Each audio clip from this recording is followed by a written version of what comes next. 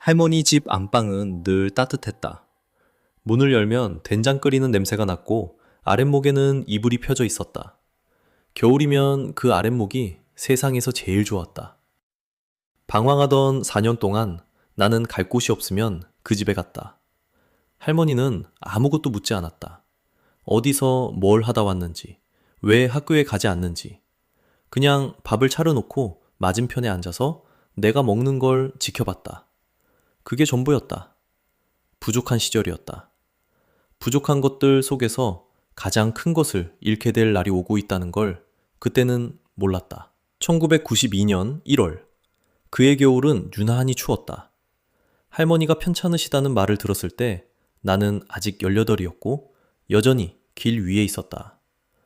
오늘은 그 이야기를 하려 한다. 할머니가 돌아가시기 전에 내게 남긴 말 한마디. 자취방 천장이 낮았다.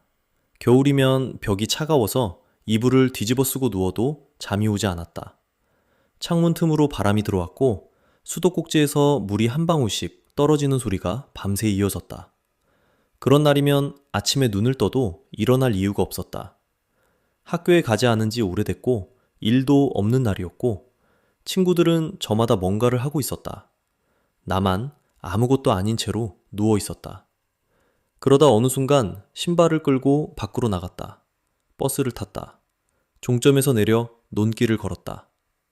할머니 집까지는 1시간이 넘었는데 이상하게 그 길은 멀지 않았다. 겨울 논바닥은 얼어서 발밑이 딱딱했고 바람이 귀를 핥히는데도 걸음이 빨라졌다. 그 집에 가면 뭔가가 나아질 거라고 생각한 건 아니다. 그냥 갈 곳이 거기밖에 없었다. 대문을 열면 마당에서 연탄 냄새가 났다. 할머니는 마루에 앉아 계시거나 부엌에서 뭔가를 하고 계셨다. 나를 보면 놀라지도 않으시면서 조용히 미소를 띠며 반기셨다. 그냥 한마디. 왔구나. 그게 전부였다. 이유를 묻지 않았다. 어디서 왔냐, 왜 왔냐, 그런 것 없었다. 들어오라는 말도 없이 당연하다는 듯이 부엌으로 가셨다. 가스불 돌아가는 소리가 들렸다. 찬장에서 반찬 그릇 꺼내는 소리, 냄비 뚜껑 여는 소리, 된장 풀어젓는 소리가 이어졌다. 밥을 지으셨다. 특별한 건 아무것도 없었다. 김치, 된장찌개, 계란부침 하나. 가끔 두부가 올라왔고 운이 좋으면 시래기가 있었다. 밥상은 항상 작았다. 둘이 마주 앉으면 꽉 찼다. 할머니는 밥상을 놓고 맞은편에 앉으셨다. 숟가락을 들지 않으셨다. 팔짱을 끼거나 무릎 위에 손을 올리고 나를 봤다. 내가 밥을 먹는 걸 그냥 지켜봤다. 공부는 하냐? 요즘 뭐 하고 다니냐? 그런 말을 한 번도 하지 않으셨다. 밖에서 무슨 짓을 하고 왔는지 모를 리가 없었다. 소문은 금방 돌았으니까. 그래도 아무것도 묻지 않았다. 나는 고개를 숙이고 밥을 먹었다. 된장찌개가 뜨거워서 입천장이 되었다. 숟가락이 그릇에 부딪히는 소리만 부엌에 울렸다. 그 조용함이 편했다. 세상 어디에서도 느끼지 못했던 종류의 편안함이었다. 아무도 나를 평가하지 않았다. 잘했다, 못했다, 왜 이 모양이냐, 그런 눈빛이 없었다. 심판받지 않는다는 게 그런 거였다. 아무 조건 없이 밥 한 끼를 먹을 수 있다는 것. 그게 얼마나 큰 일인지 나는 알지 못했다. 밥을 다 먹으면 할머니가 안방문을 여셨다. 아랫목에 이불을 깔고 자리를 만들었다. 누워라 하셨다. 방바닥에 눕는 순간 등이 뜨거웠다. 온돌 열기가 옷을 뚫고 살 속까지 파고들었다. 차가웠던 몸이 녹기 시작했다. 할머니가 이불을 끌어올려 주셨다. 목까지 덮고 가장자리를 손으로 쓸어서 바람이 들어오지 못하게 눌러주셨다. 잠깐 자고 가. 그 손이 기억난다. 마디가 굵고 거칠었다. 손등에 검버섯이 있었고 손톱은 짧게 깎여 있었다. 평생 살림을 한 손이었다. 그런데 이불을 덮어줄 때만큼은 어찌나 조심스럽던지. 아기를 다루듯이 깨질까봐 조심하듯이 가장자리를 눌렀다. 나는 그 아랫목에서 금방 잠이 들었다. 자취방에서는 1시간을 뒤척여도 오지 않던 잠이 거기서는 눈 감자마자 왔다.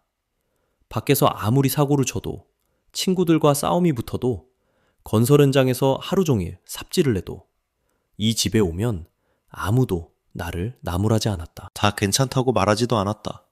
그냥 밥을 주고 재우고 보내줬다. 돌아갈 곳이 있다는 건 그때 몰랐지만 정말 큰일이었다. 세상이 전부 등을 돌려도 문을 열어두는 곳이 하나 있다는 것. 그게 사람을 버티게 한다는 걸 한참 뒤에야 알았다. 그때는 몰랐다. 그 밥상이 마지막이 될 거라는 걸.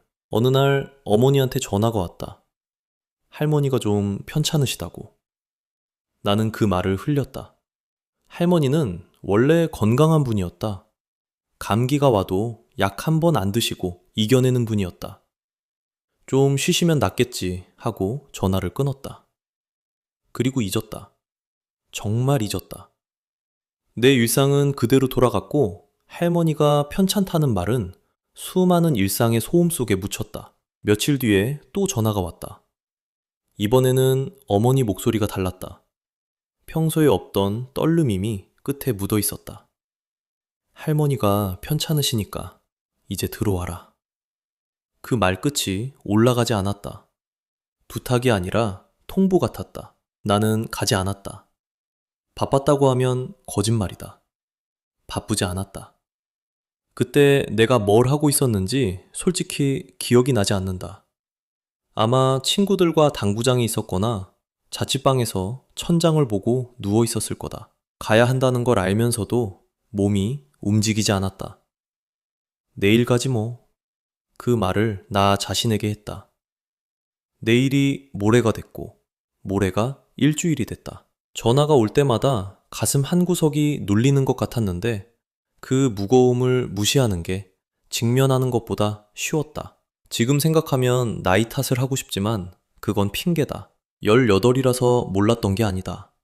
알고 있었다. 편찮으시다는 말이 뭘 뜻하는지, 집에서 마지막을 모신다는 말이 어떤 무게를 가지는지 다 알면서 가지 않은 거다. 무서웠다. 내가 아는 할머니가 아닌 모습을 보는 게 무서웠다. 그 따뜻한 안방이, 그 밥상이 변해버린 현실 앞에서 깨질 것 같아서 무서웠다. 집으로 돌아갔을 때 할머니는 내가 기억하는 할머니가 아니었다. 방바닥 이불 위에 누운 사람이 너무 작았다. 흰 이불 속에서 윤곽이 거의 보이지 않을 정도로 마르셨다. 손을 잡았는데 뼈만 만져졌다. 그 손이 아니었다. 부엌에서 칼질을 하고 된장을 풀고 이불 가장자리를 눌러주던 그 단단하고 거친 손이 아니었다. 손가락 사이로 힘이 빠져나간 손이었다. 할머니는 눈을 힘겹게 뜨셨다. 나를 알아보셨다. 흐릿한 눈동자가 천천히 초점을 맞추더니 입꼬리가 조금 올라갔다. 그게 웃음이었다. 온몸이 아프셨을 텐데 나를 보고 반가워하셨다. 어디서 왔냐? 왜 이제 왔냐? 한마디도 하지 않으셨다. 여전히 그분답게. 늦게 와서 미안하다는 말이 목 안에서 맴돌았는데 나오지 않았다. 나는 할머니 손만 잡고 앉아 있었다. 뭔지 모를 냄새가 코를 찔렀다. 아버지는 옆에서 계속 눈물을 흘리시면 할머니 입술에 물을 죽이신다. 창밖은 벌써 어두워져 있었다. 그 자리에 앉아 있는 것밖에 할 수 있는 게 없었다. 잡고 있는 손에서 체온이 느껴지긴 했는데 예전 그 온기가 아니었다. 가늘고 약한 열기였다. 할머니가 나한테 처음이자 마지막으로 한마디를 하신 건 그 다음이었다. 중간에 할머니의 임종을 도와주시는 분이 아버지와 나를 찾으셨다. 할머니가 마지막으로 무언가 2명에게 말을 하려고 하신다고 했다. 할머니의 입술이 움직였다. 소리가 잘 나오지 않았다. 내가 가까이 갔다. 할머니가 손을 뻗었다. 내 손을 잡았다. 손가락이 겨우 감기는 정도였다. 그런데 그 감기는 힘에 할머니의 전부가 들어있었다. 얘야, 이제 제 길로 돌아와라. 그게 다였다. 왜 그랬냐 묻지 않았다. 어디서 뭘 했냐 따지지 않았다. 4년 동안 단 한 번도 나무라지 않았던 사람이 마지막에도 나무라지 않았다. 짧았다. 너무 짧았다. 혼내셨으면 차라리 나았을 거다. 울면서 대들기라도 했을 거다. 왜 학교를 안 가냐? 왜 이 꼴이 됐냐? 그렇게 소리를 치셨으면 나도 소리를 질렀을 거다. 그런데 그 한마디에는 화가 없었다. 원망도 없었다. 그냥 돌아오라고 했다. 그래서 도망칠 수가 없었다. 화에는 화로 맞설 수 있다. 그런데 저렇게 나오면 맞설 게 없다. 4년간 무뎌질 대로 무뎌진 마음에 금이 갔다. 소리도 없이 집 밖으로 나와 밤하늘을 올려다보았다. 겨울밤이었다. 하늘이 검고 별이 보였다.